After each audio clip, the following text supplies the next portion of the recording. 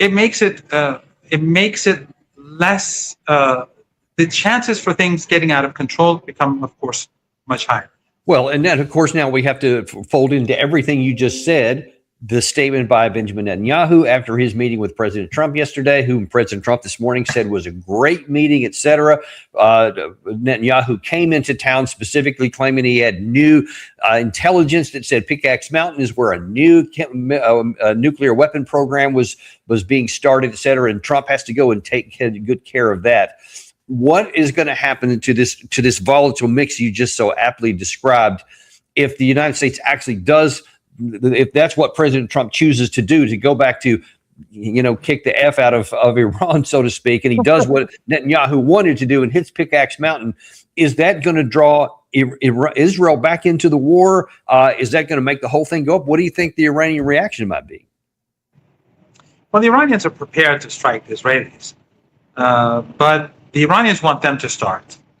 And the reason is that the Iranians believe that the situation inside Israel is very bad, and that the divisions are huge, and that there is potential for violence. And so the Iranians just want to sit back and watch. If the Israeli regime strikes Iran, Iran will hit back hard, much harder, the Iranians say, than they did during the 40-day war.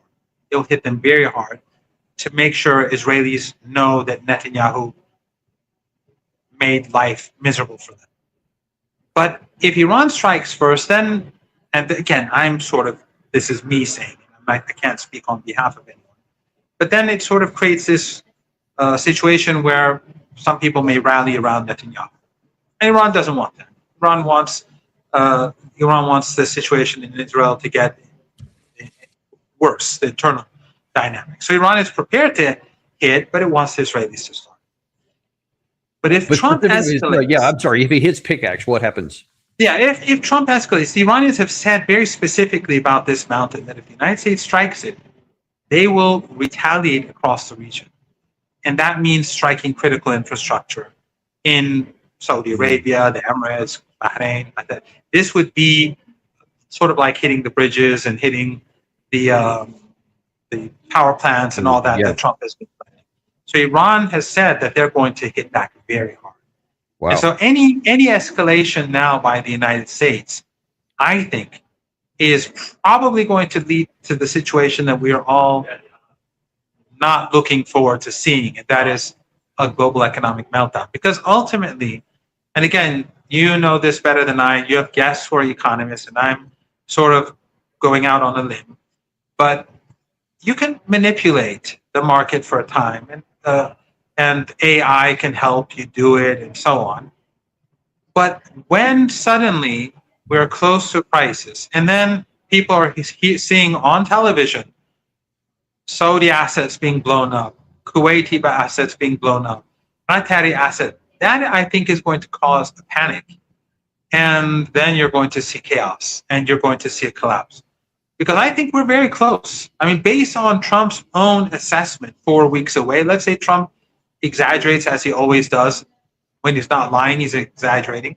Let's say it's 8 weeks, not 4 weeks. We're getting there. It's already 2 weeks. And then when you add the Red Sea, the pace is increasing.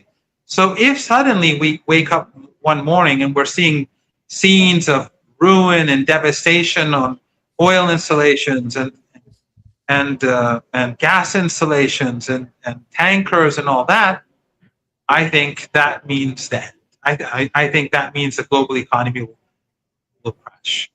Has the, as far as you know anyway, has the Iranian regime communicated to these regional GCC countries that says, hey, we don't want to hit your energy infrastructure because it'll set you back many, many years, et cetera, and cause all this global economic catastrophe and stuff, to include friends of Iran too, like China and India and some other folks that would also pay for that, to say, hey, if you'll just, walk away from the United States, we won't hit you. Is anything like that going on? All the time. It's been going on for 5 months. All the time. They even send out delegations. They receive delegations.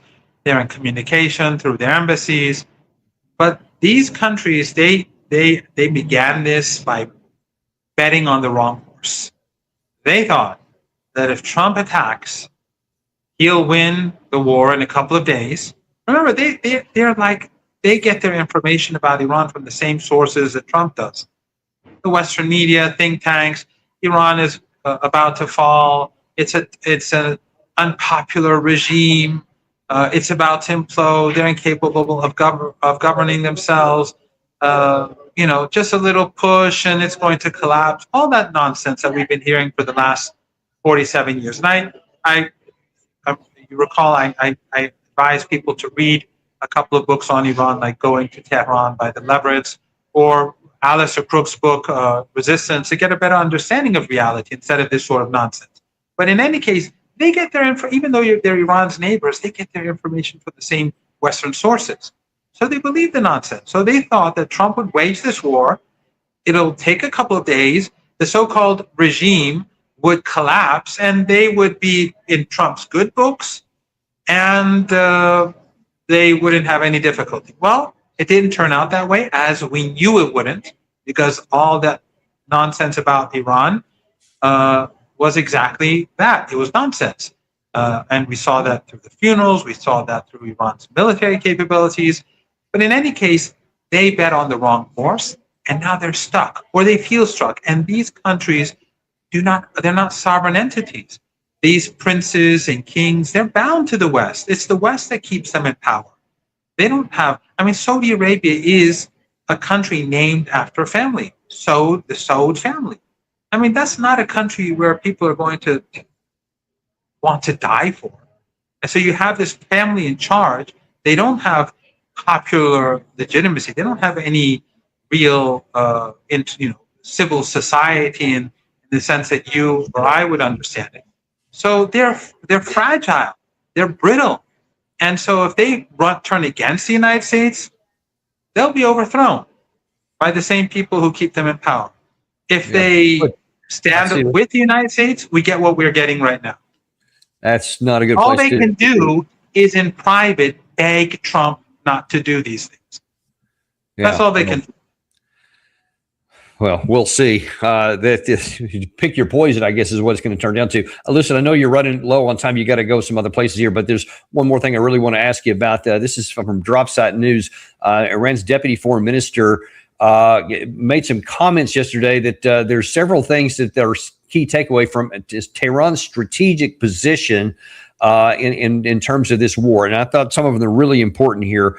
And I want to just kind of get your view on them. Some of them, like here, Iran says Hormuz will never return to the pre-war status quo. And that's something you've been saying for quite a while here. But this one here, this aspect of it, I wonder if you could discuss this, because now control of the Hormuz is now considered a part of Iran's national security. What is the implication of making that statement? Okay, well, first I want to point out that I think everyone should watch this interview or read it. I think it's important, and I think you brought. Discussing this is key, and everyone, in order to understand the situation, people, if they read this, I think they'll have a better appreciation of where things stand with Iran.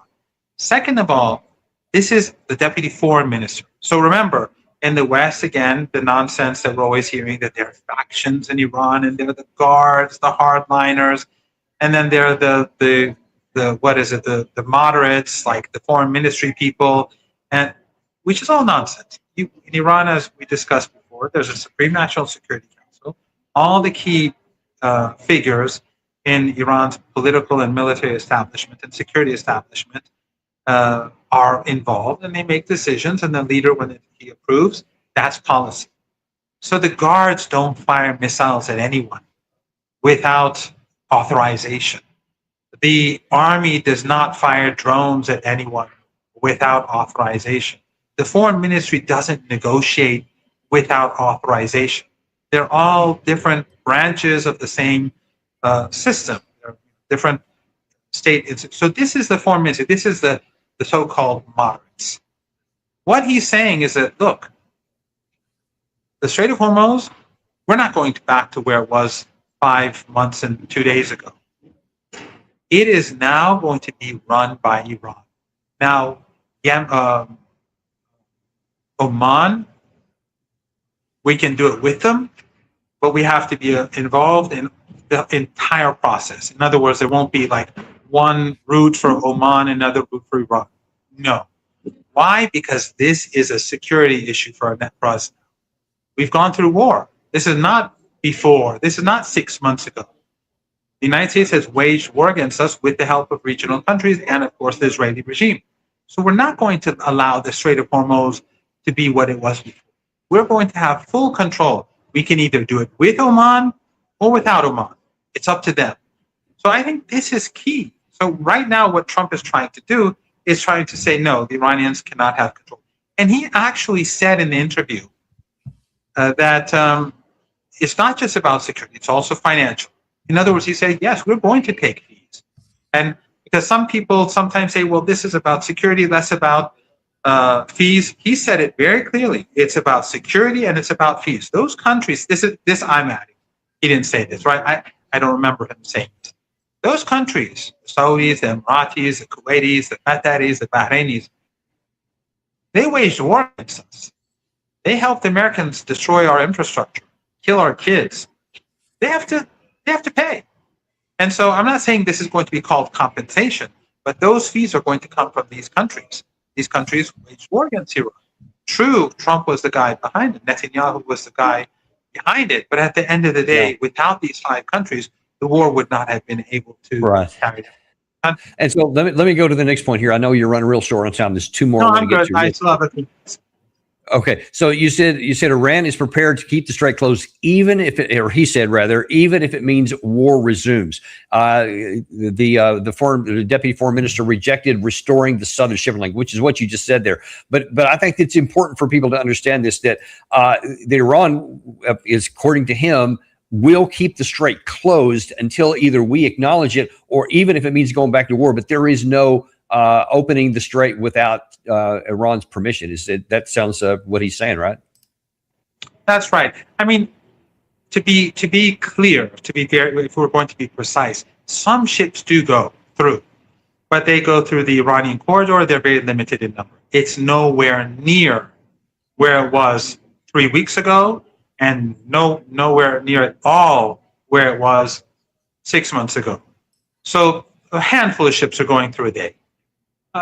I think like today, a couple of 2 or 3 Japanese ships went through, a few Chinese ships, those countries that have had nothing to do with the war, but they're very few in number. So there will be no normalization of the Strait of Hormuz until these issues are resolved. And remember, I mean, all Trump had to do was to implement the MOU. And by now we'd be in month 2. Shipping through the strait would have been normalized. But he pushed us back into this catastrophic situation. I mean, this is the 3rd time he does it. I mean, excluding the 12-day war, which was also catastrophic. But he started this war, created this situation. Then there was the ceasefire after 40 days. He could have implemented the ceasefire. And what happened? Netanyahu went and carpet bombed Lebanon and prevented the ceasefire from taking hold. And so the Iranians did not allow shipping to normalize. And then later on, Trump imposed that siege. So we could have had it over after 40 days of war. So we had 2 months of siege, as we all remember, and then we had the MOU finally. And how did the MOU come about? Israel, again, bombed Beirut. Iran was about to strike, and then Trump said, no, I'll give these concessions, let's get it over with. So he knew how fragile the global economy was. So we had the MOU, and then instead of implementing it, he starts trying to be, smart and cheat Iran and try to undermine it. Well, the Iranians, they knew what he was trying to do and they blocked it. And so now we're back to a critical situation, and it's getting worse by the day.